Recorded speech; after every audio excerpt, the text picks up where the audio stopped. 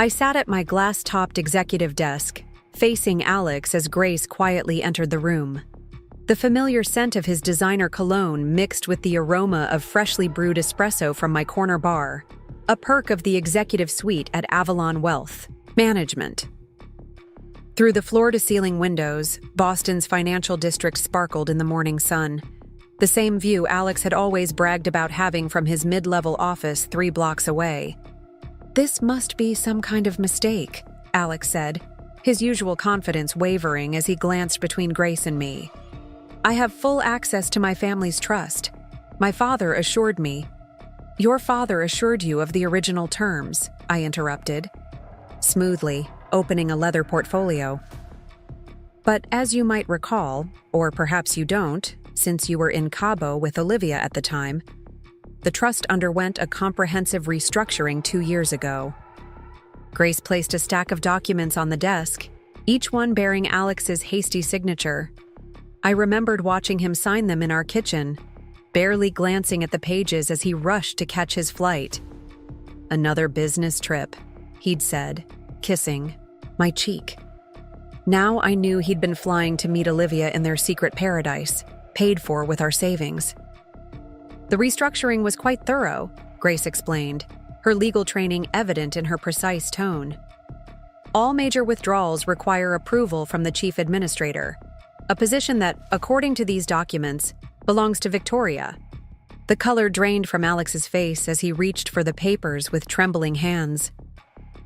I watched him scan the documents, his gray eyes widening as he found his own signature on page after page. The same signature that had appeared on the bank withdrawal slips when he'd emptied our accounts. "This is impossible," he muttered, loosening his silk tie. "You can't just... This isn't legal," Grace supplied. "I assure you, it's ironclad. Your father was quite impressed with Victoria's proposal to protect the family wealth. He specifically approved the appointment of an independent administrator." The morning sun caught the face of Alex's new Rolex as he ran his hands through his perfectly styled hair. That watch, bought the day after he'd transferred our savings to his private account, now seemed to mock him. Every tick reminded him of the power he'd unknowingly signed away. "The recent attempt to access $3 million for the Hamptons property has been denied," I continued, pulling up the transaction request on my tablet. "As have the last 4 withdrawal attempts totaling just over $2 million. Did Olivia pick out the yacht too, or was that your idea?" Alex's face, contorted with a mixture of rage and disbelief, the same expression he'd worn when I'd confronted him about our emptied accounts 6 months ago. But this time, I wasn't the one feeling powerless. "You've always been so thorough with paperwork, Tori," he sneered, trying to regain his footing. "That's why I handled the bigger picture. The real business." "The real business?" I raised an eyebrow, sliding another document across the desk. "Like the wire transfers to offshore accounts? The ones you've been attempting to hide from the IRS?" His artificial composure cracked. We both knew what those transfers meant. Tax evasion, fraud, possibly worse. The same meticulous attention to detail that he'd mocked had uncovered every hidden transaction, every secret account. "You wouldn't," he whispered. "My family, my reputation, are precisely why you'll..." "Cooperate," I finished. "The Richardson family name means everything to your father. Imagine his reaction if these documents reach the SEC." Through the glass walls, I could see Eleanor Wright, CEO of Avalon Wealth Management, approaching. Her silver hair and impeccable suit projected the power she'd earned through decades in finance. She'd been the one to show me that sometimes the greatest victories come disguised as defeats. "The choice is simple," I continued, my voice steady. "You can fight this and risk everything: your family's reputation, your freedom, your precious lifestyle with Olivia. Or you can accept the new arrangement quietly." "What arrangement?" Alex's voice had lost its characteristic smugness. "You'll maintain your current position at your firm. You'll continue to receive your trust fund allowance. A modest one, approved by me. And most importantly, you'll sign these papers transferring the Beacon Hill house back to me. Consider it compensation for the savings you stole." Eleanor entered the room, her presence adding weight to every word. She'd known Alex's father for decades, had watched Alex grow up in the world of high finance. Her disappointment in him was palpable. "Your father asked me to oversee this transition," Eleanor said, her voice carrying years of authority.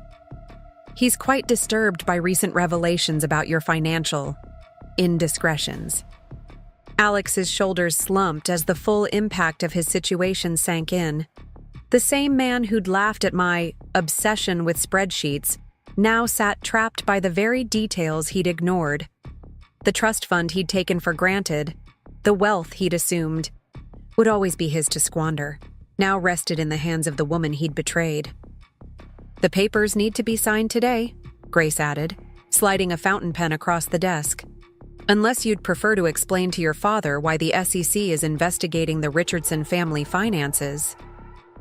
The morning light painted shadows across Alex's face as he reached for the pen, his hand trembling slightly, the same hand that had signed away our savings, that had written checks to Olivia, that had destroyed our marriage without a second thought, now moved across paper after paper, surrendering the power he'd abused. Each signature represented another piece of control shifting back where it belonged. The house on Beacon Hill, the investment accounts, the cars. Everything he'd tried to take would return. But more importantly, each stroke of the pen restored something he'd never understood the value of. My power, my confidence, my future.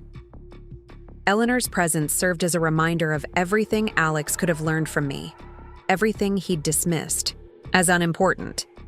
While he'd been charming clients with surface-level smoothness, I'd been building a foundation of real financial expertise, real respect in the industry. As he signed the final document, his expensive watch caught the light one. Last time, a fitting reminder of the price of underestimating those we betray. The woman he'd thought would bounce back had done more than recover. She'd turned his own weapons against him, using his carelessness, his arrogance, his disdain for details to orchestrate his greatest loss.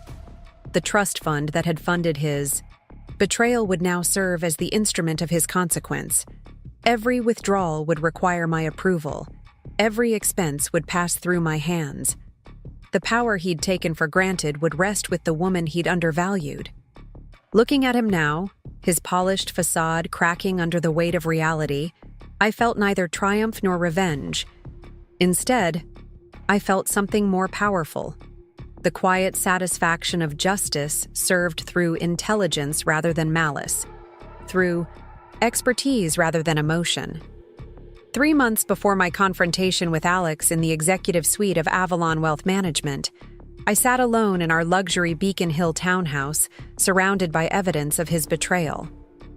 The antique mahogany dining table, where we'd hosted countless dinner parties for his wealthy clients, was covered in bank statements, credit card bills, and transfer receipts. Each piece of paper told a story of calculated deception. My hands trembled as I traced the transaction history. A wire transfer to the Cayman Islands, $250,000. A jewelry purchase at Cartier, $175,000. First-class tickets to Bali, $32,000. The pattern was clear. Every extravagant expense coincided with what Alex had claimed were business development trips to emerging markets. The doorbell chimed, its elegant tone echoing through the empty house. Grace Chen burst in without waiting for my response, her Burberry coat still dusted with snow from the February storm raging outside. She found me exactly where I'd been for the past 6 hours, staring at the evidence of my husband's double life. "The private investigator sent his final report," Grace announced, pulling a thick manila envelope from her briefcase. "You need to see this, Tori." Inside the envelope were photographs. Alex and Olivia Barrett, my former client from Foster, Patel and Associates, entwined on a private beach in Bali. More photos showed them shopping on Rodeo Drive, dining at exclusive, Restaurants, boarding private jets, all paid for with our savings, all while I worked 60-hour weeks managing other people's wealth. "There's something else," Grace said, her voice softening as she pulled out another document. "Remember that trust fund restructuring you handled for the Richardsons? I had my team at the firm review every detail. The trust fund, I'd spent months redesigning it, modernizing its structure, adding layers of protection that Alex's father had praised as brilliantly forward-thinking. I'd done it as a favor to the family, never charging them for my time. Alex had barely glanced at the documents when I'd brought them home for his signature. Look at Section 7. 3. Grace pointed to a paragraph I'd written myself. The chief administrator position, the one with complete control over disbursements, it was never officially assigned to anyone. My mind raced through the implications. The position had remained open because Alex's father couldn't decide between his two brothers for the role. But according to the terms I'd written, the administrator only needed to be approved by the Board of Trustees. Preparing and narrating this story took us a lot of time, so if you are enjoying it, subscribe to our channel. It means a lot to us. Now back to the story. The board meets next week, Grace continued, a glimmer of possibility in her eyes. Eleanor Wright chairs it. She's always been in your corner, Tori. Eleanor Wright, the woman who'd mentored me since my first internship, who'd tried to warn me about Alex's reputation years ago. I'd dismissed her concerns, believing love could change him. Now her wisdom seemed prophetic. My phone buzzed with a text from Alex. "Working late again. Don't wait up." The same message he'd sent countless, times while he was actually with Olivia, spending our money on their secret life. Grace watched as I read the message, her expression hardening. "He thinks you're still in the dark, doesn't he? About everything?" I nodded, remembering his casual cruelty the day he'd admitted to emptying our accounts. He'd acted as if losing. Our savings was a minor inconvenience, something I should have expected. "You're good with money," he'd shrugged. "You'll figure it out." The storm outside intensified, snow swirling against the windows of the home I'd thought we were building. Together, each snowflake seemed to mirror the cold reality settling over me, the years of dismissal, of condescension, of being treated as nothing more than a convenient financial manager for his family's wealth. "The trust is worth over $50 million, Grace said quietly, "if you become administrator." The possibility hung in the air like crystal. The same skills Alex had belittled, my attention to detail, my understanding of financial structures, my careful documentation, could become the keys to his undoing. I pulled my laptop closer, opening the files I'd kept on every transaction, every document, every detail of our financial life together. The spreadsheets he'd mocked as obsessive now revealed patterns of deception stretching back years. "There's more," Grace continued, pulling out her tablet. "Olivia's been bragging. Look at her Instagram." The photos loaded. Olivia Barrett, radiant in designer clothes I'd paid for without knowing it, posing in luxury hotels across the globe. The captions were cryptic but clear to anyone who knew the truth. "Living my best life with my soulmate. When he chooses you, he chooses all of you." The final photo showed her wearing a distinctive sapphire necklace, my grandmother's, which had disappeared from our safe months ago. Alex had claimed it must have been stolen by the cleaning service. Now it gleamed against Olivia's throat, a testament to his capacity for betrayal. My phone buzzed again. This time it was Eleanor. "Right, heard about the accounts. Come see me tomorrow. 9 a.m. Some things you need to know." Grace squeezed my hand. "This isn't just about the money anymore, is it?" She was right. The money was just a symbol of something deeper. Years of being undervalued, dismissed, treated as nothing more than a convenient financial manager. Alex had never seen me as a partner, only as a tool to maintain his lifestyle. Standing up, I walked to the window, watching the snow transform Boston's elegant streets into something new and unfamiliar. Like the city outside, I too would emerge. From this storm changed. "Call Eleanor," Grace urged. "Tell her you'll be there tomorrow. It's time they all learned what happens when they underestimate the woman who actually understands their wealth." The next morning, I dressed in my most powerful suit. Not the soft, approachable styles Alex preferred, but a sharply tailored piece that meant business. The woman in the mirror looked different already, stronger, colder, more focused. Eleanor's office at Avalon Wealth Management commanded a view of the entire financial district. She greeted me with the same direct gaze that had intimidated countless banking executives over her 40-year career. "You know," she began, not bothering with small talk, "Alex's father called me yesterday. Seems there are some irregularities in their family accounts, transactions that don't quite add up." My pulse quickened. Of course there were irregularities. I'd been tracking them for months, building a file of every suspicious transfer, every questionable investment. "The board needs someone they can trust," Eleanor continued. "Someone who understands the complexities of wealth management. Someone who can prevent further indiscretions." The implications were clear. The same expertise that Alex had taken for granted could become the instrument of his accountability. The fortune he assumed would always be his to squander could be placed under the control of the woman he'd betrayed. Outside Eleanor's window, the morning sun began to break through the storm clouds, casting new light on a city transformed by snow. Like Boston itself, I stood on the brink of transformation, from victim to victor, from betrayed wife to power broker. The path ahead was clear, illuminated by the very skills Alex had dismissed. Every spreadsheet, every document, every careful notation would serve a new purpose. The woman he'd assumed would simply bounce back was about to show him the true cost of underestimating her. The transformation began the morning after my meeting with Eleanor Wright. I stood in the walk-in closet of our Beacon Hill townhouse, methodically replacing every soft, feminine piece Alex had chosen for me with razor-sharp suits and commanding heels. Each item he'd selected to make me appear more approachable to his clients was donated, making room for armor better suited to the battle ahead. My phone lit up with a message from Natalie Kim, my longtime financial advisor who'd been quietly gathering intelligence from within Boston's tight-knit investment community. "Olivia's been apartment hunting in the Bahamas, using an LLC funded by recent transfers from your joint accounts." The walk-in safe stood open, its emptiness a reminder of more than just missing jewelry.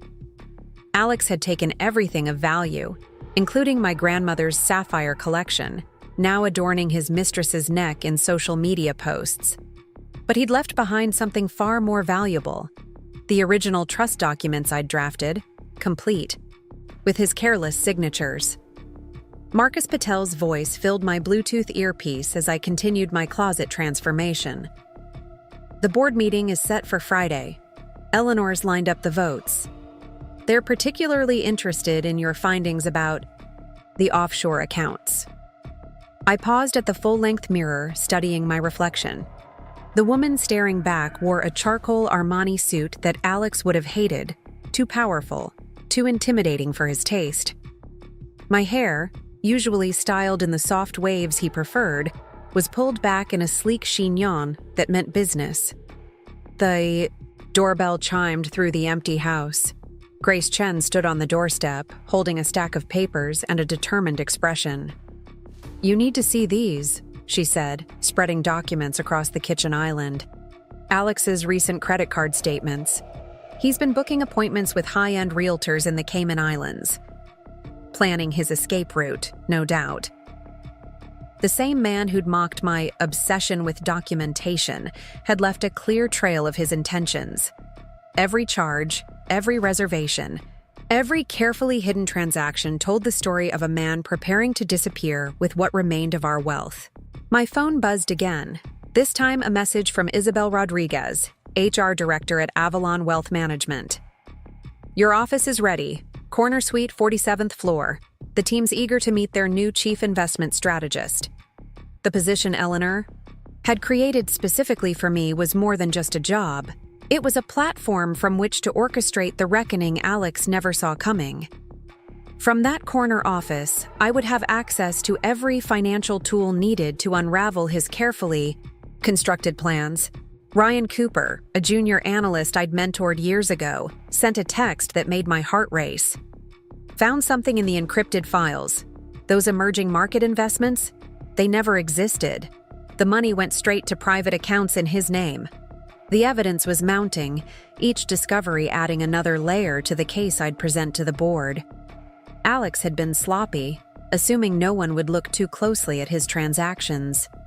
He'd forgotten that I'd spent years managing complex wealth portfolios, detecting exactly these kinds of discrepancies. Ted Foster, CEO of Foster, Patel & Associates, called as I was reviewing the latest findings.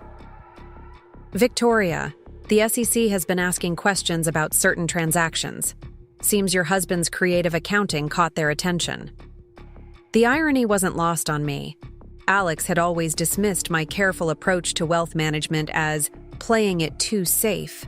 Now his reckless methods were attracting exactly the kind of attention he'd wanted to avoid. Grace worked methodically through the papers spread across my kitchen island, her legal training evident in her precise notations. The trust restructuring you designed is brilliant, Tori.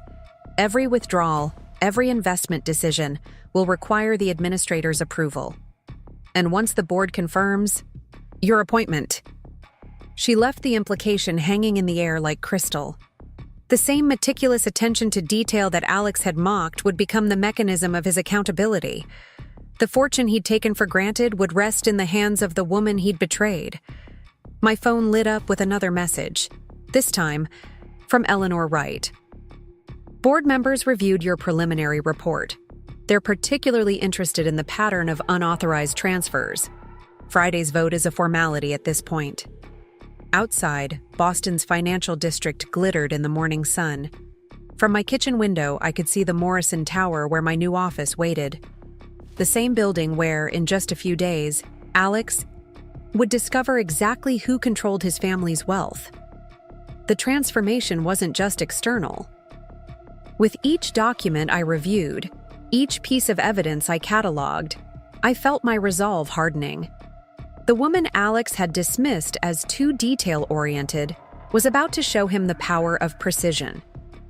Natalie Kim arrived with more files, her expression grim but determined. The Bahamas property Olivia's been eyeing? Listed at $12 million. The down payment came from an account linked to your stolen savings. The pieces were falling into place, forming a picture of breathtaking arrogance. Alex had assumed I would never recover from his betrayal, never understand the extent of his deception. He'd forgotten that I'd spent my career tracking exactly these kinds of financial maneuvers. Isabel Rodriguez called again, her voice carrying notes of both concern and anticipation. Security protocols are in place. When he arrives for the meeting next week, access to sensitive systems will be restricted. The groundwork was laid, each detail checked, each contingency planned for. The same skills Alex had belittled, my thoroughness, my attention to compliance, my insistence on proper documentation, would now serve as the instruments of justice. Grace gathered the scattered papers, organizing them into clear categories of evidence. When the board sees this, she said quietly, when they understand the full scope of his activities. She didn't need to finish the thought. The Richardson family's reputation for financial integrity, built over generations, meant everything to Alex's father. The evidence I'd gathered threatened more than just Alex's access to wealth. It endangered the very legacy he'd assumed would protect him. My phone chimed one last time, a message from Alex. Working late again. Don't wait up. The same lie he'd told countless times while meeting Olivia, spending our savings on their secret life. Standing in what had once been our shared home, surrounded by evidence of his betrayal and proof of my power to respond, I felt neither anger nor despair. Instead, a cold clarity settled over me. The woman he'd assumed would simply bounce back was about to show him the true meaning of resilience. The transformation was complete. In my reflection, I saw not the soft, accommodating wife he'd tried to shape, but the sharp, focused professional who would soon control his fate. Every document I'd gathered, every transaction I'd traced, every detail I'd documented would serve a purpose he'd never anticipated. The stage was set. In 1 week, Alex would walk into a meeting expecting to discuss routine trust fund matters. Instead, he would discover that the woman he'd underestimated now held the key to his entire financial future. The same expertise he'd dismissed as unnecessary detail would become the mechanism of his accountability. The morning of my first day at Avalon Wealth Management dawned crisp and clear, Boston's skyline sharp against the autumn sky. I arrived early, pearl gray Louboutins clicking against the marble floors of the Morrison Tower lobby. The security guard, an older gentleman named Walter, greeted me with a knowing smile as he handed me my executive access card. "Welcome to Avalon, Ms. Martinez. The 47th floor awaits." The elevator ride gave me a moment to review the mental chessboard I'd arranged. Through my network of financial professionals, I'd learned Alex planned to access a significant portion of his trust fund next week, supposedly for a new investment venture. In reality, the money was meant for a beachfront villa in the Bahamas, safely out of U.S. jurisdiction. Isabel Rodriguez met me at the elevator, her sharp burgundy suit matching her decisive manner. "Everything's prepared, Ms. Martinez. Your team's assembled in the main conference room, and we've restricted access to the trust fund documentation as requested." My corner office exceeded expectations. Floor-to-ceiling windows offered a commanding view of the financial district, including the building where Alex worked, unaware that his financial world was about to shift beneath his feet. A fresh orchid arrangement graced my desk, alongside a handwritten note from Eleanor Wright, "Let justice bloom quietly." Ryan Cooper, my newly appointed senior analyst, knocked softly before entering with a stack of files. "We've tracked every transaction from the past 18 months. The pattern is, well, you should see for yourself." The documents revealed Alex's escalating boldness. What began as small transfers to hidden accounts had grown into elaborate schemes involving offshore shells and fabricated investment projects, all carefully constructed to fund his new life with Olivia, using our savings as seed money. "Ms. Martinez?" A gentle voice interrupted my review. Sophia Chen, Grace's cousin and our top forensic accountant, stood in the doorway. "We found something interesting in the trust fund structure. There's a clause about moral conduct and financial responsibility." The clause, one I'd written myself, allowed for the immediate freezing of assets if any beneficiary engaged in activities that could damage the family's reputation. Proof of financial misconduct would trigger automatic restrictions. My intercom buzzed. "Ms. Martinez, Theodore Foster is here to see you." Ted entered with his characteristic energy, Boston's morning light reflecting off his silver hair. "Victoria, the SEC's preliminary findings are better than we hoped. They're particularly interested in those emerging market discrepancies." We spent the next hour reviewing the evidence his team had gathered. Each document, each transaction, record, each piece of correspondence added another thread to the web that would soon ensnare Alex's financial future. A text from Natalie Kim lit up my phone. "Olivia just listed her condo. Asking price matches recent transfers from your joint. Accounts exactly." The pieces were aligning perfectly, but I felt no triumph. Only a cool certainty that justice would be served through the very systems Alex had tried to manipulate. The morning passed in a blur of meetings and briefings. My new team proved exceptionally capable, each member bringing unique insights to our task of documenting Alex's financial indiscretions. At precisely 11:47, Isabel appeared again. "He's here, in the building. Apparently he has a lunch meeting with clients on the 30th floor." I moved to the window, watching the street below. Alex's distinctive figure emerged from his town car, his new watch, bought with my savings, glinting in the sunlight. He had no idea that in less than a week, every financial decision he made would require my approval. "The board meeting is confirmed for Friday," Eleanor's voice came through my private line. "They've reviewed your preliminary findings.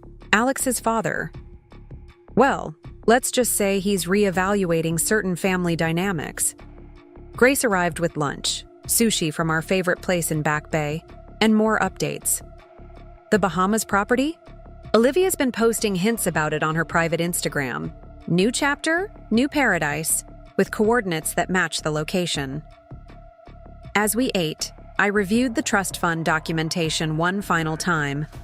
The administrator role I'd designed granted comprehensive oversight of all Richardson family assets. Alex had signed off on these powers himself, too distracted by his affair to read the implications. "Ms. Martinez." Ryan reappeared with fresh analysis. "Those emerging market investments he claimed to be developing? We've traced the actual money flow. Everything went straight to personal accounts under his and Ms. Barrett's names." The afternoon brought a steady stream of revelations. Each hour uncovered new evidence of Alex's financial infidelity, each discovery strengthening the case I would present to the board. At 3 o'clock, Isabel entered with an unusually serious expression. "You need to see this. Security found something interesting on the surveillance feeds." The footage showed Alex attempting to access the executive floor, claiming he had a meeting with wealth management. His frustration was visible when his credentials were denied. "He's getting nervous," Grace observed, watching the video. "The trust fund transfer he needs for the Bahamas property keeps getting delayed. He doesn't understand why." By late afternoon, my new office had transformed into a command center. Teams of analysts reviewed financial records, legal experts examined trust documents, and security monitored Alex's increasingly frantic attempts to expedite his fund access. Eleanor called one final time as the day drew to a close. "The board members have seen enough. Friday's vote is a formality. The real question is, are you ready for what comes next?" Looking out over Boston's skyline, now bathed in sunset colors, I felt ready. The woman Alex had underestimated had become the architect of his financial accountability. Every detail he'd dismissed, every precaution he'd mocked, would now serve as the framework of justice.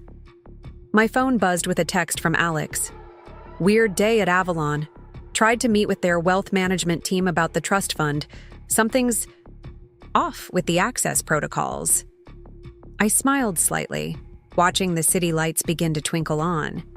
He had no idea that the real wealth management decision-maker had been watching his every move, documenting every attempt to access funds he no longer controlled.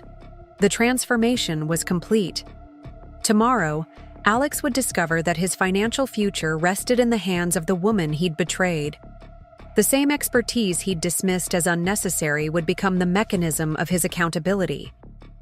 Tomorrow, justice would bloom quietly, just as Eleanor had suggested, and it would be cultivated through the very skills Alex had never bothered to understand or respect. The morning sun streamed through the Morrison Tower's glass walls as I stood in my executive suite, watching Boston's financial district come alive.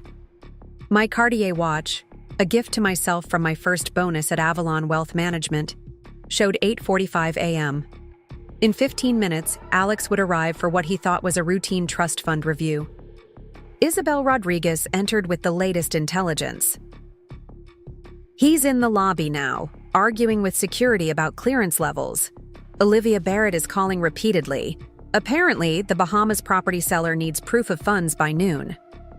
A familiar click of expensive shoes echoed down the marble hallway. Through the glass walls of my office, I watched Alex approach, his confidence visibly shaken by the security protocols that had repeatedly denied him access to the executive floor. "Ms. Martinez," Ryan Cooper appeared with a tablet displaying real-time updates.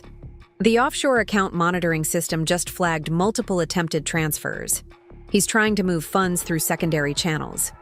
Natalie Kim's voice came through my earpiece. The Richardson family lawyers are standing by. They've reviewed all evidence of financial misconduct. The moral conduct clause is ready to be invoked.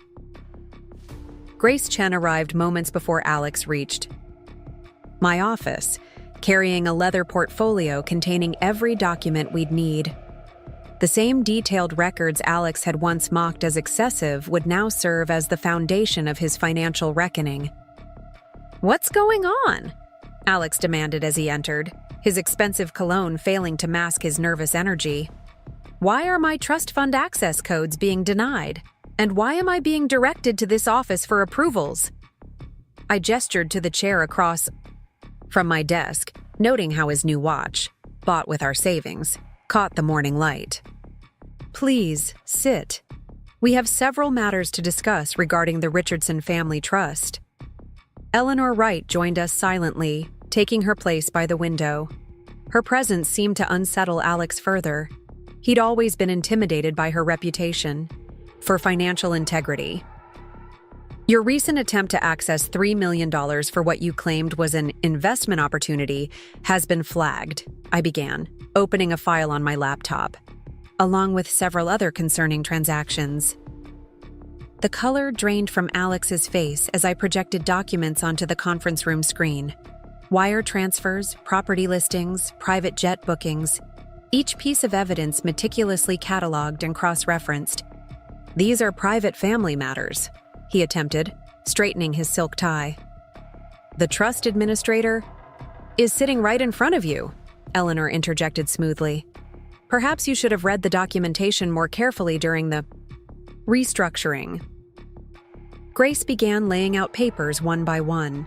Alex's signatures on the trust restructuring, proof of his misappropriated funds, documentation of his hidden accounts with Olivia.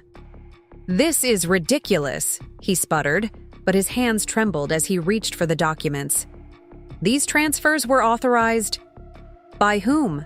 I asked quietly, pulling up more evidence on the screen. "The same authority that approved the purchase of a $5 million Bahamas property? Or perhaps the offshore accounts you've been establishing with our stolen savings?" His phone buzzed repeatedly, Olivia's name flashing on the screen. No doubt she was anxious about the property deal, falling through, about their escape plan unraveling. "The Richardson Family Trust," Eleanor spoke carefully, "has very specific clauses regarding financial misconduct. Clauses that your father takes extremely seriously." Ryan entered with more real-time alerts. 3 new attempted transfers had been blocked, each one increasingly desperate. Alex's financial walls were closing in. "You've been busy," I continued, bringing up surveillance photos of his meetings with offshore bankers. "These emerging market investments you claim to be developing? We've traced where the money actually went." Each revelation seemed to physically impact Alex. The confident facade cracked further as he realized the extent of our documentation, the completeness of our understanding of his schemes. "The board has reviewed all evidence," Eleanor added. "They're particularly interested in the pattern of unauthorized transfers coinciding with your trips to the Bahamas." Alex's phone buzzed again. This time his father's name appeared. The same father whose financial legacy he'd risked with his reckless actions. "What do you want?" he finally asked, his voice barely a whisper. "Want?" I raised an eyebrow. "I want nothing from you, Alex. This isn't about want. This is about accountability. Every withdrawal, every investment, every financial decision you make will now require my approval as trust administrator." The implications slowly dawned on him. His access to the family fortune, his plans with Olivia, his carefully constructed escape, all now rested in the hands of the woman he'd betrayed. "You can't do this," he tried one last time. "The family lawyers have already approved everything," Grace interjected, producing more documents. "They were quite impressed with the evidence of your financial misconduct." Through my office, Windows, Boston's financial district, continued its morning bustle, unaware of the power shift occurring in this corner office. The same city where Alex had once proclaimed me too cautious with money now witnessed his financial downfall. "Your options are simple," I explained, sliding a final set of papers across my desk. "Sign these documents acknowledging the new arrangement, or we can explore how the SEC might view these offshore transactions." The choice wasn't really a choice at all, and he knew it. Each document he signed transferred more control to my authority, each signature acknowledging his loss of financial autonomy.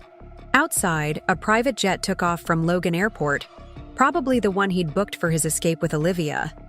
But that future, like his access to the Richardson fortune, had evaporated in this sunlit office. Justice, as Eleanor had promised, was blooming quietly, not through vengeance or public humiliation, but through the precise application of financial expertise, the very skills Alex had always undervalued. His phone buzzed one final time as he signed the last document. Olivia's message flashed briefly on the screen. "The seller needs an answer now. Where's the money?" But the answer was already clear. The money, like the power it represented, now rested in different hands. The woman he'd dismissed as too detail-oriented had become the guardian of his family's wealth, the arbiter of his financial future. As Alex left my office, shoulders slumped in defeat, I felt no triumph. Only the quiet satisfaction of justice served through intelligence rather than malice, through expertise rather than emotion. Eleanor remained behind, watching his retreating figure. "Well done," she said simply. "Your father would have been proud." The morning sun continued to paint patterns on my office walls, highlighting the degrees and certifications Alex had once mocked. Each one now served as a testament to the expertise that had enabled this moment of accountability. The transformation was complete. The woman who had once been betrayed had become the protector of the very wealth that had funded that betrayal. Every future withdrawal would require my approval. Every financial decision would pass through my hands. Justice, it seemed, had a delicate way of blooming, not in the harsh light of revenge, but in the quiet certainty of righteous authority. In the days following my confrontation with Alex, the ripple effects began spreading through Boston's financial elite. The Morrison Tower's 47th floor buzzed with activity as my team processed the aftermath of our revelation. Through the floor-to-ceiling windows of my corner office, I watched autumn leaves dance across the financial district streets, nature's reminder that change was inevitable. Isabel Rodriguez appeared at my door, tablet in hand. "Ms. Martinez, Olivia Barrett has been trying to reach the trust fund department all morning. She's becoming increasingly aggressive with our reception staff." A series of urgent emails flashed across my screen, each one from different luxury real estate agents in the Bahamas, all questioning the sudden withdrawal of interest in their premium properties. The escape route Alex had carefully planned was crumbling. "Ms. Martinez," Ryan Cooper entered with fresh intelligence, "we've detected unusual activity in the remaining offshore accounts.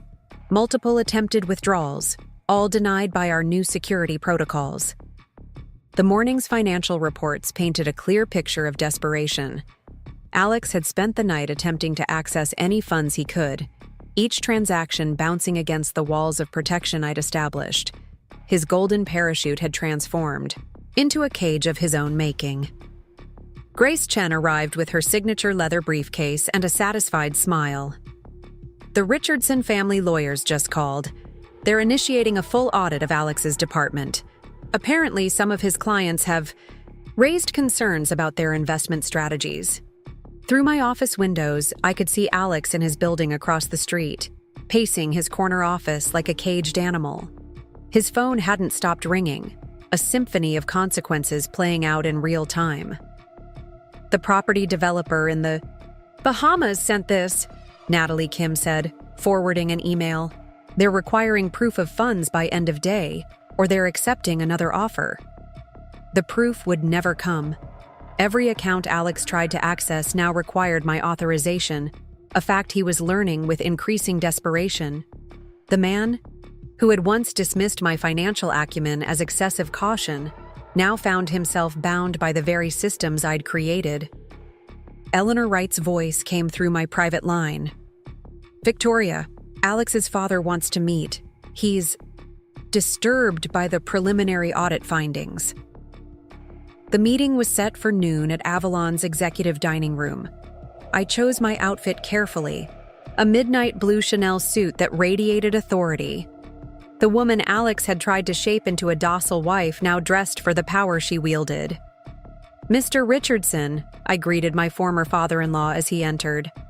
The distinguished man who had always treated me with distant cordiality now looked at me with new respect. "Victoria," he began, settling into his chair, "the board has reviewed your findings. The extent of Alex's creative accounting. It's beyond what we imagined." The evidence spread before us told a story of systematic deception. Not just our personal accounts, but client funds, family investments, all manipulated to fund his secret life with Olivia.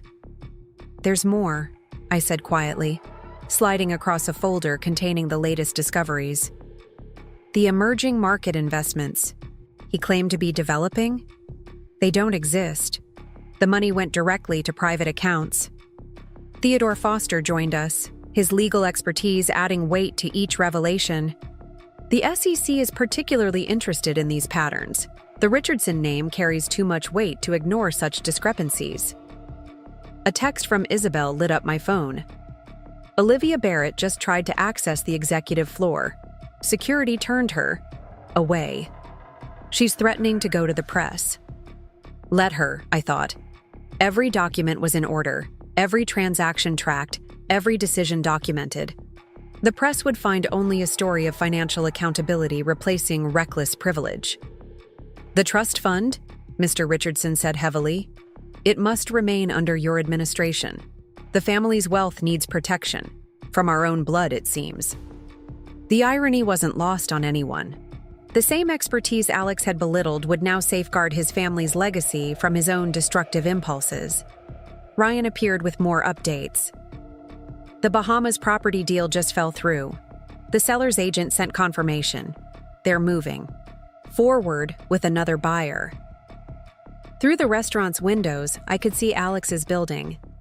His office light was still on, though it was well past normal hours. The cage of consequences was tightening. "Victoria," Mr. Richardson spoke again, his voice carrying decades of authority. "The board wants to expand your role, not just trust. Administrator. We need someone to oversee all family investments. The position would grant me complete control over the Richardson financial empire. Every investment, every transaction, every financial decision would require my approval." Grace arrived with contracts ready for signing. The legal language was precise, the terms comprehensive. Alex's father signed without hesitation, transferring generations of wealth management to my authority. My phone buzzed with a message from Alex. "We need to talk. This isn't fair. You're destroying everything I've built." But he had built nothing. Every achievement he'd claimed was constructed with borrowed money, stolen trust, and fraudulent documentation. The castle of cards was falling, each piece meticulously documented in my files. Olivia's Instagram posts had turned from triumphant to desperate. The dream life she'd planned, funded by my savings and Alex's family money, was evaporating like morning mist. "The moral conduct clause," Eleanor reminded me gently. "It's time to invoke it." The clause I'd written into the trust would freeze all personal accounts, leaving Alex with only a modest allowance, subject to my approval. The man who had drained our savings would now need permission for every significant expense. As evening settled over Boston's financial district, I stood at my office window, watching lights flicker on across the city. The woman Alex had underestimated had become the guardian of his family's wealth, the protector of their legacy. Justice had indeed bloomed quietly, not through vengeance, but through the precise application of financial expertise. Every spreadsheet, every document, every careful notation had served its purpose. The transformation was complete. The betrayed wife had become the financial architect of accountability. Every future withdrawal would require my approval. Every investment would pass through my hands. Night fell over the city, but in my corner office, the work continued. The power Alex had abused would now serve a greater purpose: protecting wealth rather than exploiting it, building legacies rather than destroying them. The woman he had dismissed as too cautious had become the keeper of his family's fortune. Justice, it seemed, had a sense of irony and a deep appreciation for detailed documentation. 2 weeks after my appointment as the Richardson family's chief financial administrator, the Morrison Tower's 47th floor had settled into a new rhythm. Each morning brought fresh evidence of Alex's financial entanglements unraveling, as offshore accounts froze and hidden transactions surfaced under my team's scrutiny. Through the glass walls of my office, autumn rain painted streaks across Boston's skyline.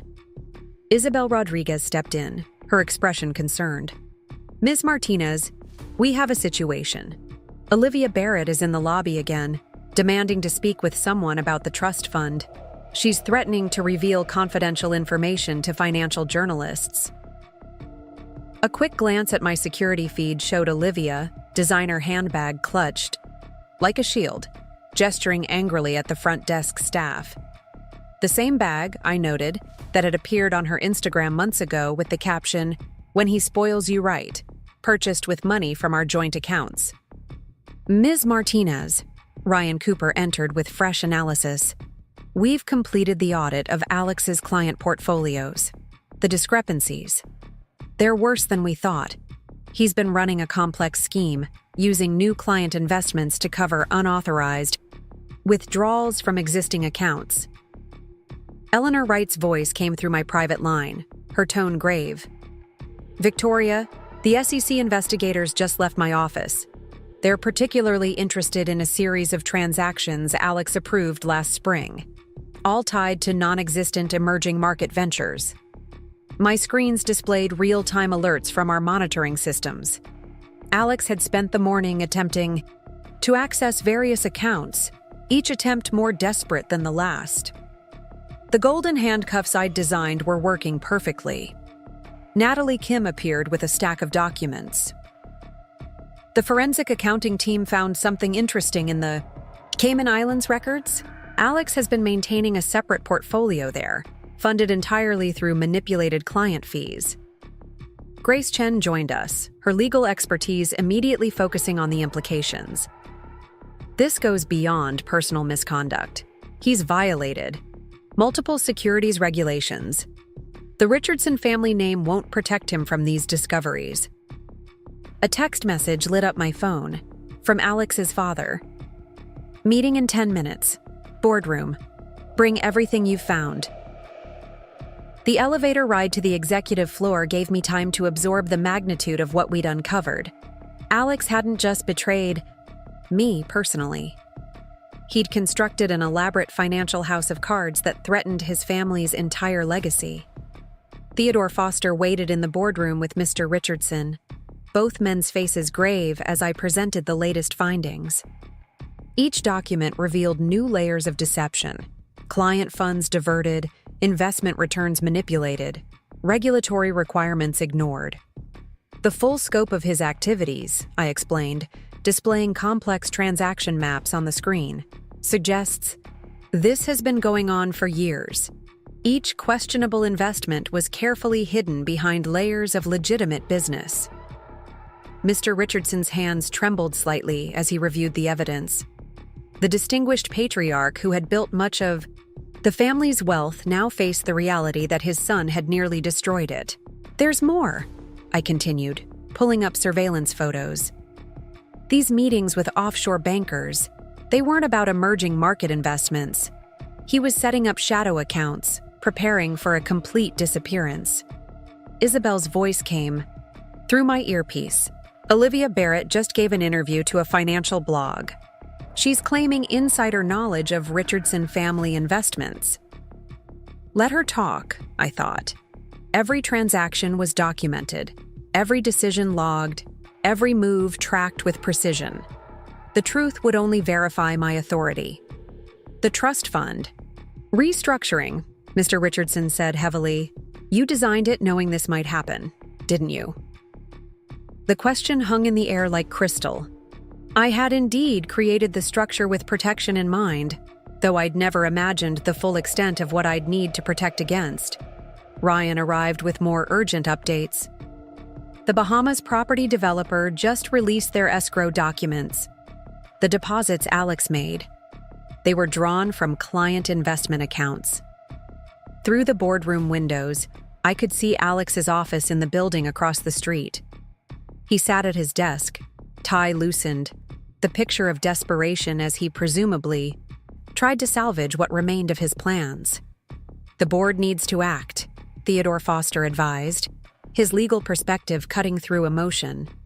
These discoveries, they require immediate action to protect the family's interests. Mr. Richardson nodded slowly, the weight of responsibility visible in his bearing. Victoria, you'll have full authority, whatever measures you deem necessary. A message from Grace caught my attention. Olivia's Instagram just went private. Last post mentioned betrayal and the truth about Boston's financial elite. The threat was empty. Every document was in order, every transaction recorded, every decision supported by irrefutable evidence. The woman who had flaunted her affair on social media would find no ammunition in the truth. Eleanor joined us, her presence adding gravitas to the situation. The regulatory implications are serious. We need to act decisively to protect both the family and our clients. The rain continued to streak down the windows, mirroring the tears I'd shed months ago upon discovering Alex's betrayal. But now those tears had transformed into something powerful, the clear vision of justice through financial accountability. A final alert flashed across my tablet. Alex's latest attempt to access emergency funds had been blocked. The man who had drained our savings now found himself financially powerless, each move constrained by the systems I'd created. Implement full restrictions, I decided, initiating the protocols we'd prepared. Every account, every investment, every financial decision requires direct oversight. The boardroom fell silent as the commands took effect. Across the street, I could imagine Alex discovering his access denied, his privileges revoked, his financial freedom suspended. As evening approached, Boston's lights began to twinkle through the rain. In offices across the financial district, the ripples of our actions were spreading. The woman Alex had underestimated had become not just his financial administrator, but the protector of his family's entire legacy. Justice, as Eleanor had predicted, bloomed quietly in the world of high finance. Not through scandal or revenge, but through the meticulous application of expertise and authority. The transformation was complete. The betrayed wife had become the architect of accountability, the guardian of wealth he had tried to squander. Every future transaction would require my approval. Every investment would pass through my scrutiny. The power he had abused would now serve its proper purpose, protecting wealth rather than exploiting it, building legacies rather than destroying them. Night settled over the city, but in the Morrison Tower, the work continued. The woman, Alex, had dismissed as too cautious, had become the keeper of his family's fortune, the defender of their financial integrity. Justice, it seemed, had an appreciation for detailed documentation and careful oversight. The same skills he had mocked had become the instruments of his accountability. 1 month into my role as the Richardson family's financial administrator, the true extent of Alex's deceptions continued to unfold. As winter descended on Boston, turning the financial district into a glittering landscape of frost and steel, my team at Avalon Wealth Management uncovered layers of financial manipulation that went far beyond personal betrayal. Theodore Foster stepped into my office, snow still dusting his wool coat. "Victoria, The forensic accounting team just found something disturbing in Alex's client records. He's been operating a shadow investment scheme, using the Richardson name to attract wealthy clients into non-existent ventures. Isabel Rodriguez followed close behind, her tablet displaying urgent alerts. Ms. Martinez, we have multiple high-net-worth clients demanding meetings. They've received concerning information about their investments from an anonymous source. The source wasn't anonymous to me. Olivia Barrett had begun her campaign of retaliation, reaching out to Alex's clients with selective information about their compromised portfolios. Her attempt at revenge only served to accelerate our discovery process. Ryan Cooper appeared with fresh analysis, his expression grim. The pattern is clear now. Each legitimate investment was paired with a shadow transaction, siphoning funds through a complex network of offshore accounts. Grace Chen arrived carrying documents that painted an even darker picture. The SEC investigation has expanded. They're particularly interested in a series of wire transfers to accounts in Dubai, all authorized under questionable circumstances. Through my office windows, I watched snow swirl around the Morrison Tower. Across the street, Alex's office sat dark and empty. He'd been placed on administrative leave pending the investigation's findings. Eleanor Wright's voice came through my private line. Victoria, the Richardson board has convened an emergency session. The evidence you've gathered, it's beyond anything we anticipated. The elevator ride to the boardroom gave me time to reflect on the magnitude of what we'd discovered. Alex hadn't merely stolen our savings. He'd constructed an elaborate financial facade that threatened decades of his family's legitimate business. Mr. Richardson sat at the head of the mahogany conference table, looking older than I'd ever seen him. The weight of his son's betrayal had carved new lines in his distinguished face. "Show them everything," he instructed quietly. The evidence unfolded on the massive screens: transaction records, falsified investment reports, client funds diverted through labyrinthine offshore structures. Each document revealed new depths of financial manipulation. Natalie Kim stepped forward with the latest findings. The Dubai connections weren't just about hiding money. He was setting up a completely separate business identity, preparing to abandon everything here and start fresh with assets he'd stolen. Marcus Patel, reviewing the legal implications, shook his head in disbelief. The liability exposure is enormous. He's put the entire family enterprise at risk. A message flashed across my phone from Olivia. "You think you've won? Wait until the press sees what I have." But her threats rang hollow. Every document was meticulously cataloged, every transaction tracked, every decision recorded with precision. The truth would only reinforce the necessity of my control. "The trust fund restructuring," Eleanor observed. "It wasn't just about personal protection, was it? You saw the potential for this level of misconduct." Indeed, I had designed the financial safeguards with multiple layers of protection, though even I hadn't imagined the full scope of what they'd need to guard against. Isabel's voice came through my earpiece. "Ms. Martinez, Alex is in the lobby. He's demanding to speak with the board. Says he can explain everything." Let him try, I thought. The evidence spoke for itself, a damning chronicle of financial infidelity that went far beyond personal betrayal. The snow continued to fall outside as Alex was escorted into the boardroom. His usual polished appearance had crumbled, his tie askew, his hands shaking as he clutched a worn leather portfolio. "This is all a misunderstanding," he began, but his voice lacked its usual confidence. "These investments are completely legitimate. I can prove—" "Like you proved the emerging markets venture?"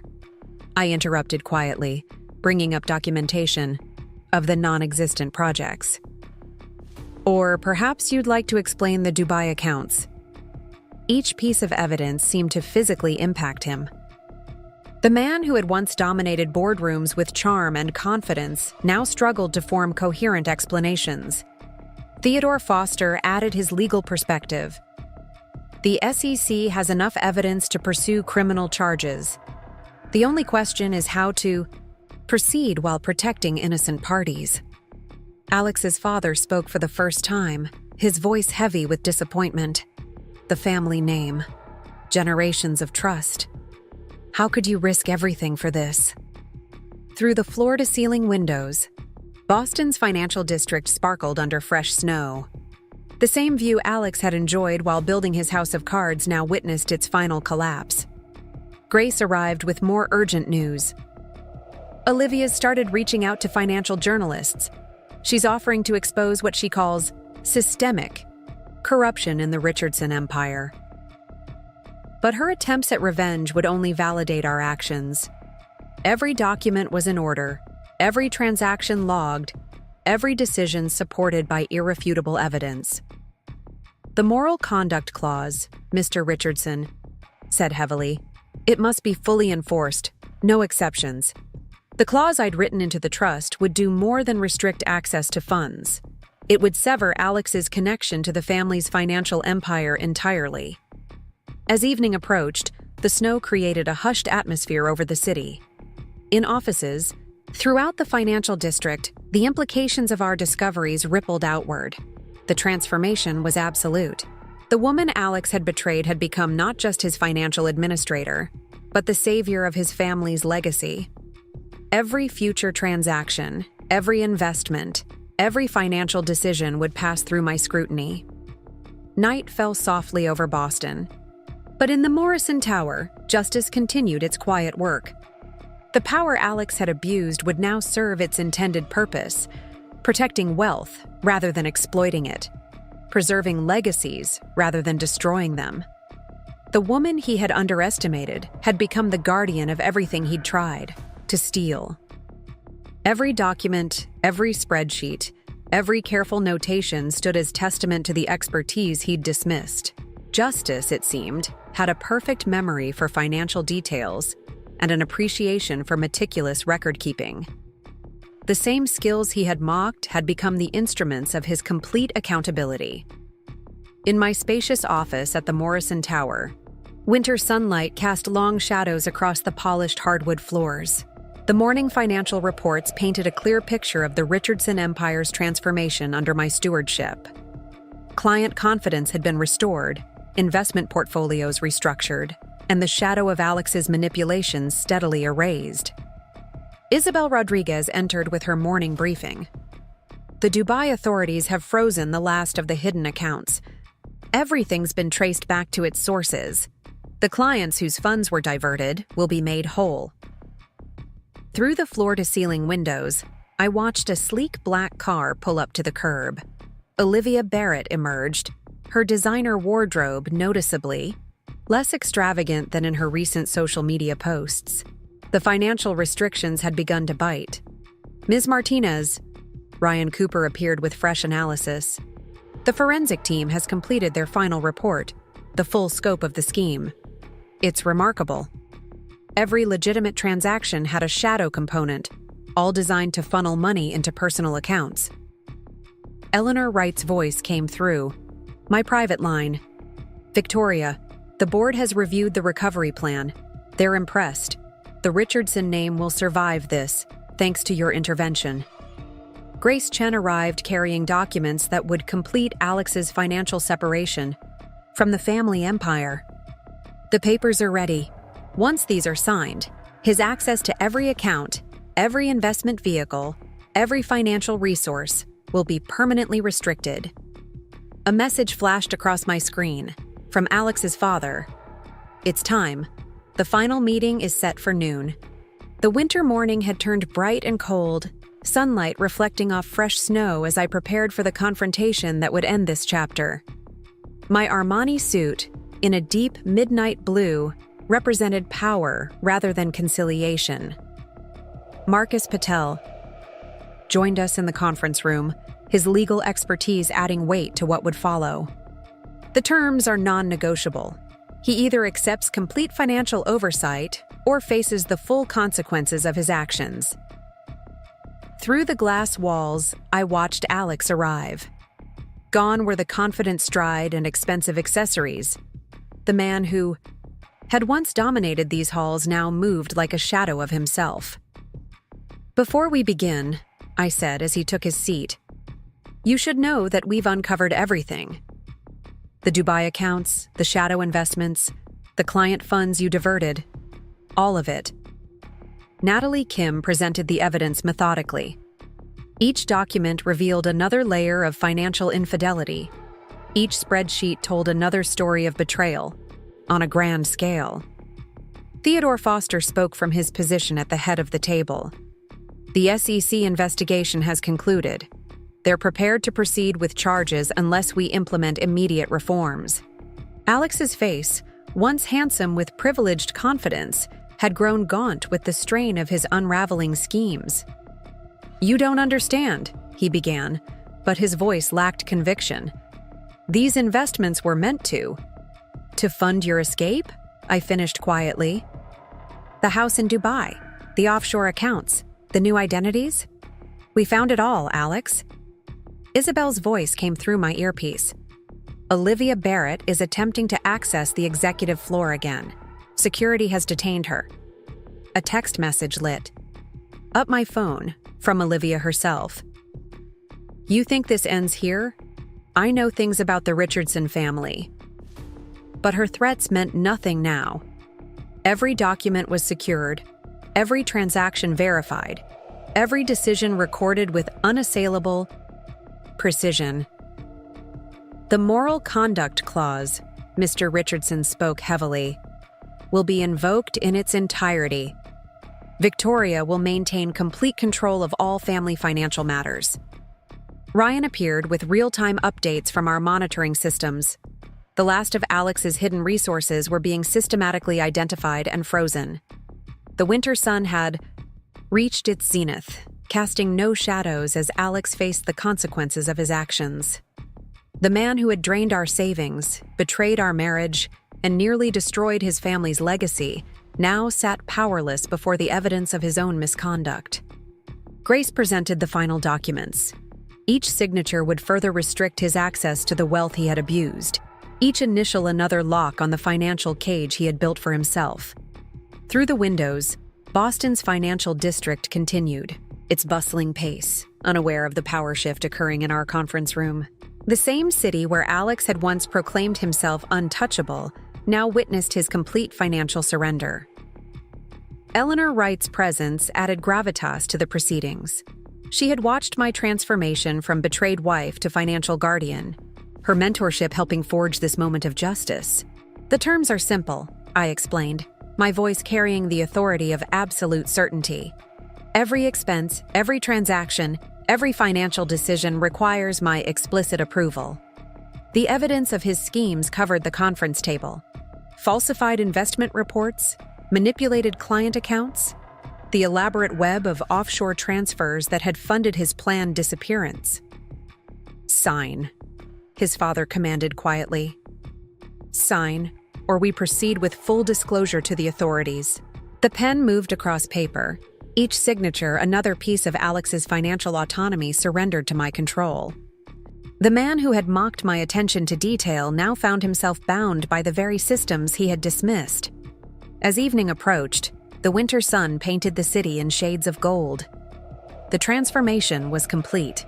From victim to victor, from betrayed wife to financial guardian.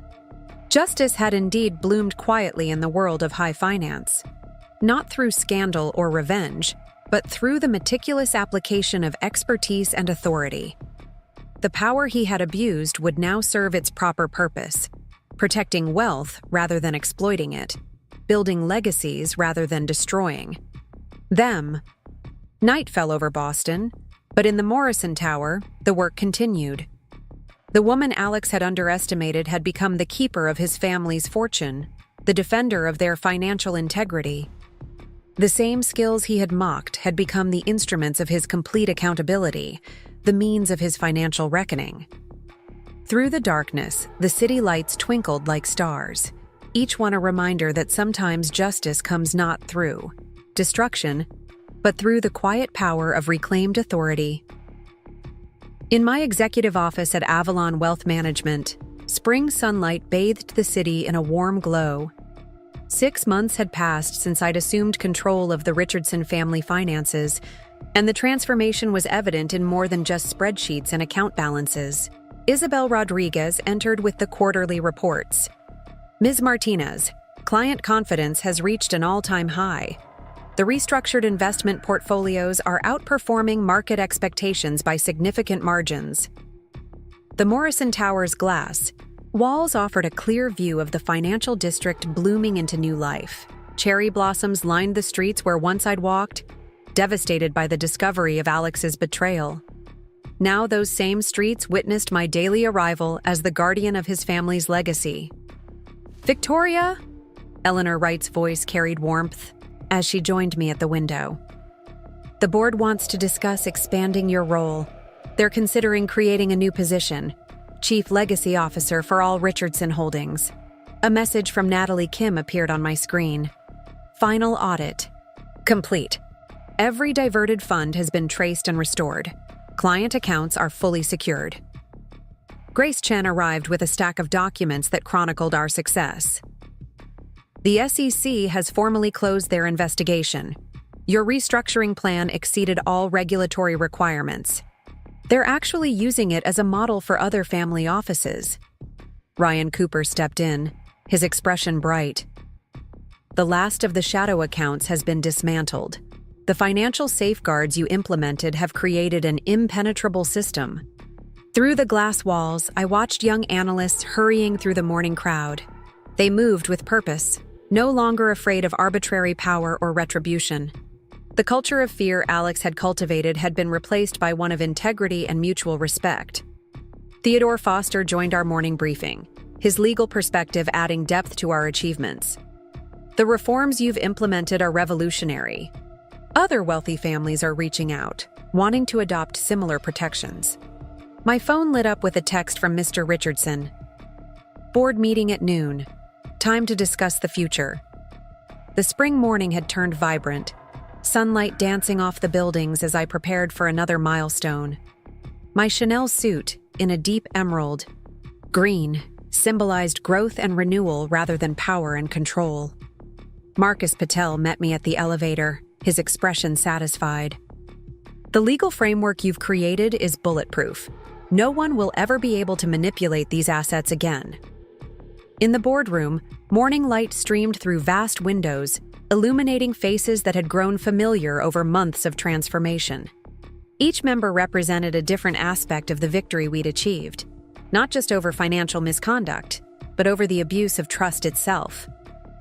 "The numbers speak for themselves," Eleanor began, projecting charts that showed the Richardson empire's resurgence. "Under Victoria's leadership, we've not only recovered from the crisis but emerged stronger." Isabel's voice came through my earpiece. "Alex has requested a meeting, his first since the restrictions were implemented." Let him come, I thought. The evidence of our success surrounded us.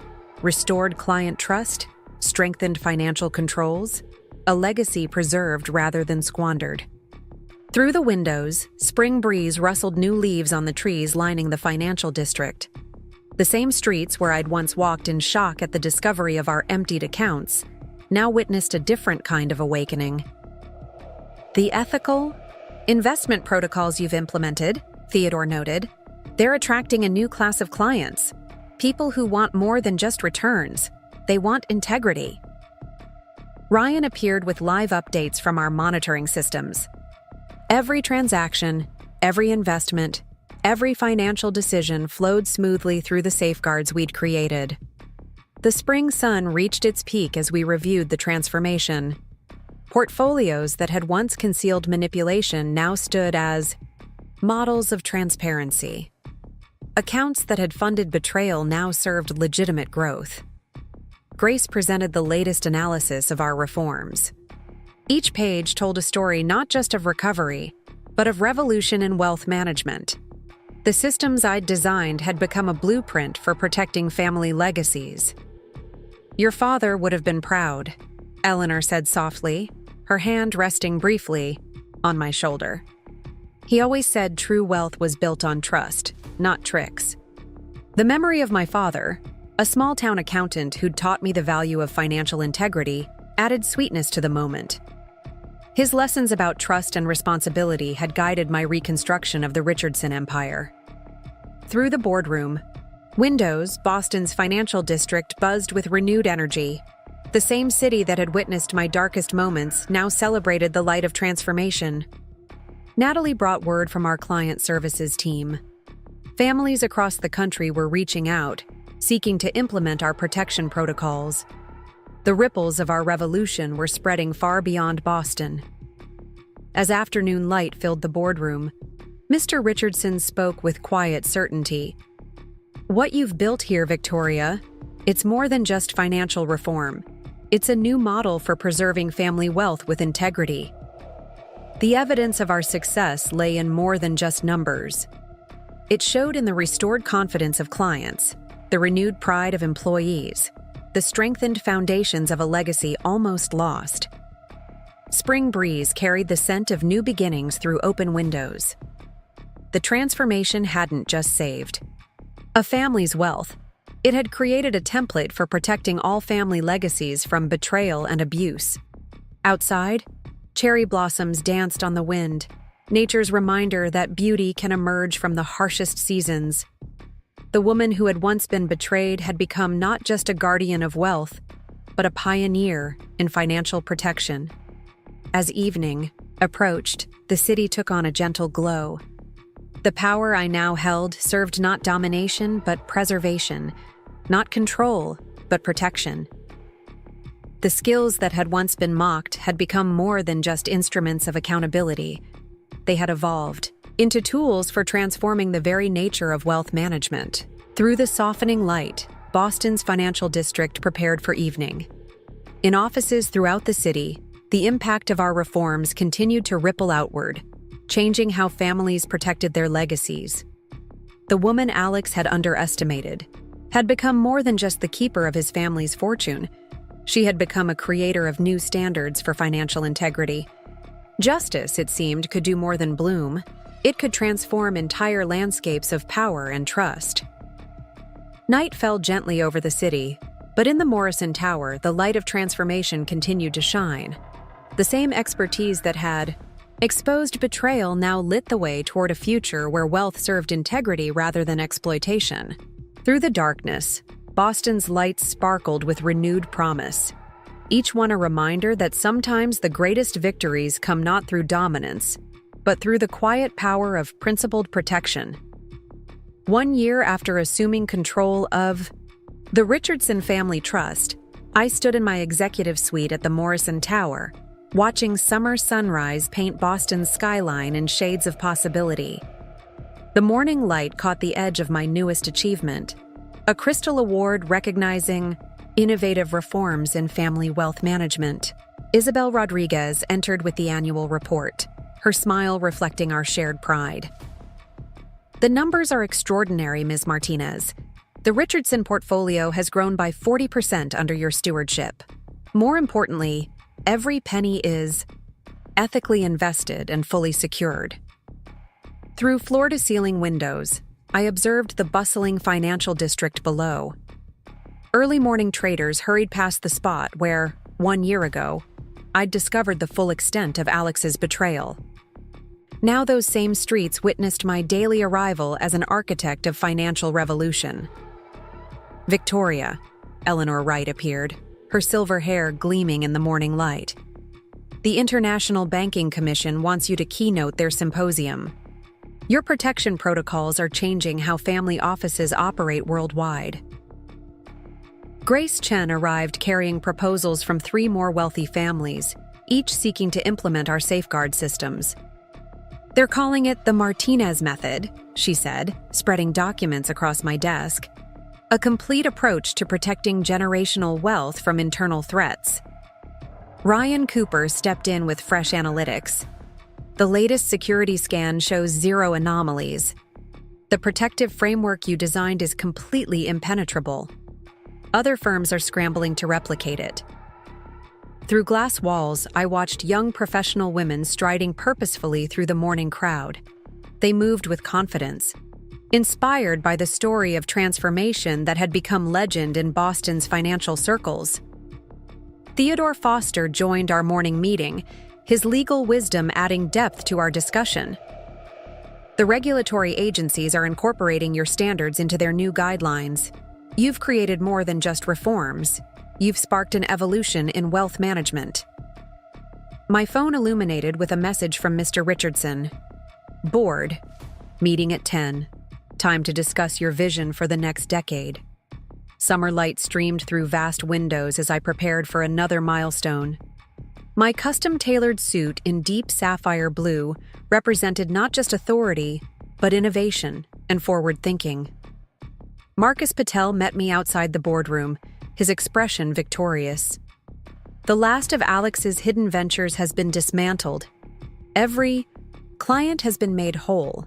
Your reconstruction is complete. In the vast conference room, morning sunlight played across faces that had witnessed my journey from betrayed wife to financial revolutionary. Each person represented a different aspect of our triumph, not just over personal betrayal, but over systemic vulnerability in wealth management. The impact is global, Eleanor began, displaying statistics that showed the spreading influence of our reforms. Family offices worldwide are adopting the Martinez protocols. You've changed how wealth is protected. Isabel's voice came through my earpiece. Olivia Barrett was just hired at a small investment firm in Arizona. Starting position, entry level.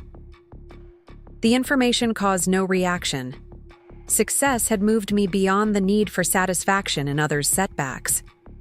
Through the windows, summer breeze carried the scent of blooming gardens from the financial district's green spaces. Your ethical investment framework, Theodore noted, has attracted attention from sovereign wealth funds. They want to implement similar protections. Natalie Kim appeared with updates from our international partnerships. Every major financial center sought our expertise in protecting family legacies from internal exploitation. The summer sun reached its zenith as we reviewed the year's achievements. What had begun as a response to personal betrayal had evolved into a revolutionary approach to wealth management. Grace presented analysis of our global impact. Each page told a story of transformation, of families and fortunes protected by systems I'd designed in response to my own experience with betrayal.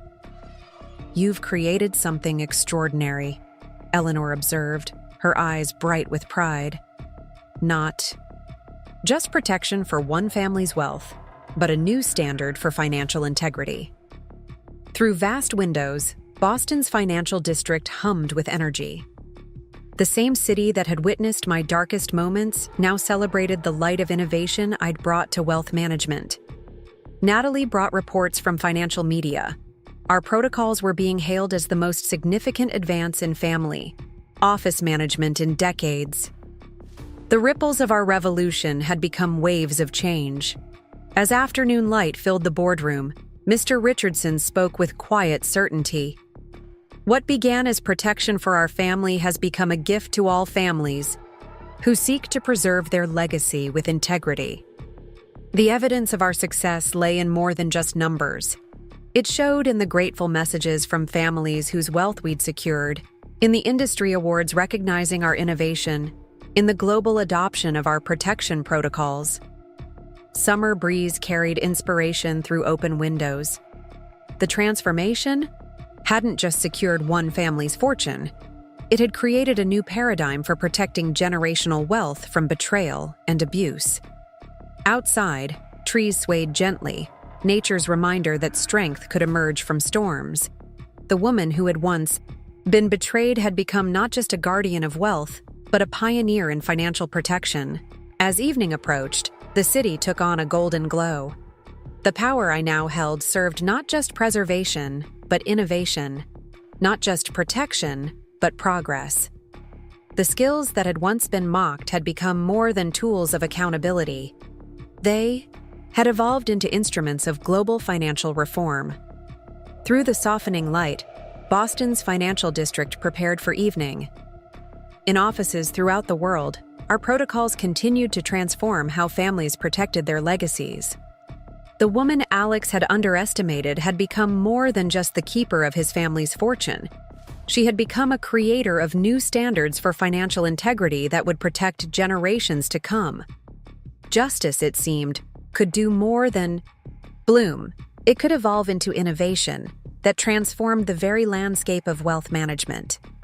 Night fell gently over the city, but in the Morrison Tower, the light of transformation continued to shine. The same expertise that had exposed betrayal now lit the way toward a future where wealth served integrity rather than exploitation.